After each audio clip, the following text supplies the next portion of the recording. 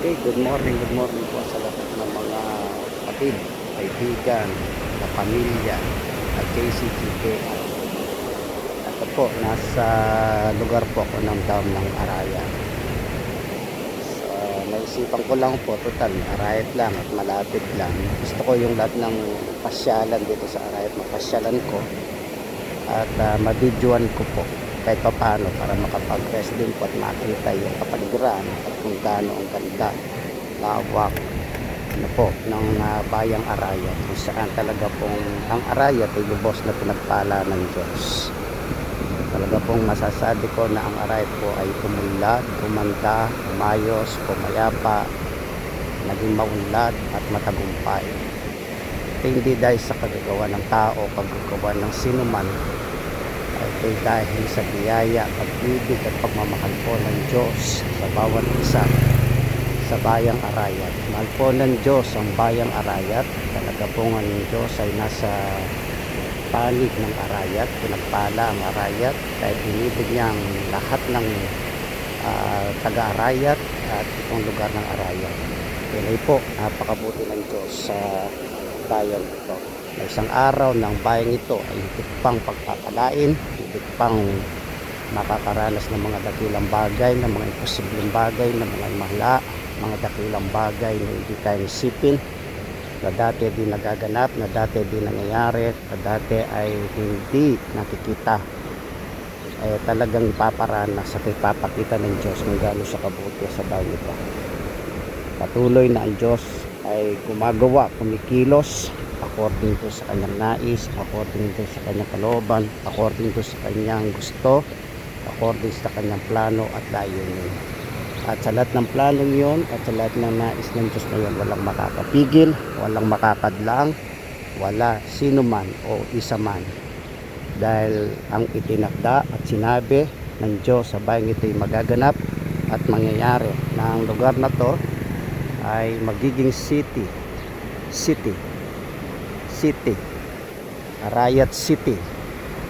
Mga ilang taon na lamang at yun ay tunay na mangyayari at magaganap.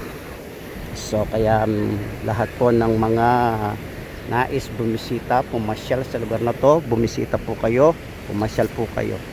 Maganda po yung place, yung lugar, dahil dito po makikita natin ng mas malapitan pa yung bundok Arayat, yung buong mountain Arayat na napakaganda, sariwa, maberde at pati ang hangin sariwa, fresh. Simple lang po, wala namang pambayad, libre po yung pumasyal, libre po yung bumisita, saan man kayo naroon, saan man kayo nakatira, saan man kayong bayan, alina at mamasyal at pagmasdan ang kagandahan ng bayang Arayat. So napakasimple lang po, pero at least kahit papano mag-enjoy po, makita yung mga magagandang tanawin, yung mga magagandang puno, magagandang mga halaman.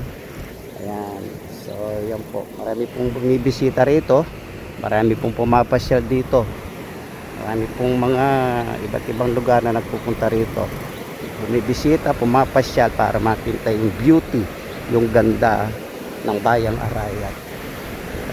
Kaya halina po kayo kahit papano para makita nyo kahit lang saglit lang, kahit ilang sandali lang ang lugar at bayang Arayat.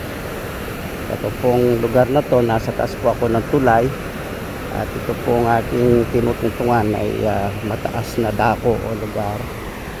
Ayan, tapos yun po yung tubig po yung tubig na masasabing ilog. Yan, ilog para po makita natin. Yan.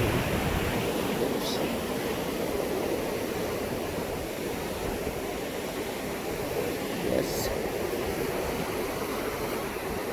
Yan o, yung dagat ay parang yung ilog po, napagandang pagmasdan, para silang umaawit, kumakanta.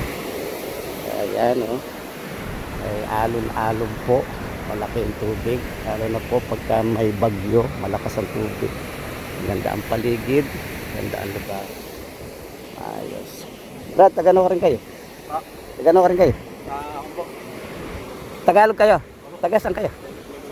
Bebesiya kaya? Ano pa kayo dito? Oh, buti alam nyo to. Ano, may namalita, may napanood. Yung lolo niya, yung nandi dito. Oo, kaya kayo napasya.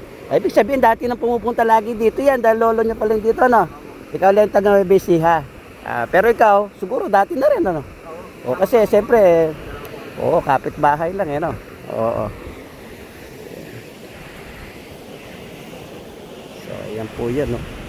Ang lalaki po ng mga poste ng tulay na ito. Talaga pong naayos, pinagandahan po. Ayan. So, mahaba pa po itong tulay na to, hanggang doon sa may dulo. Ayan po yan, no? Tingnan po ninyo, yung mga ibon, naglayparan. Yan, yung mga bundok sa kapaligiran, yung katubigan, no? At kung ano-ano pa ang matatanaw natin at makikita natin dito sa lugar na ito. Kaya to God be the glory po. Ang Diyos po ay mapuri magpakailanman sa lahat ng ito. In Jesus name, Amen.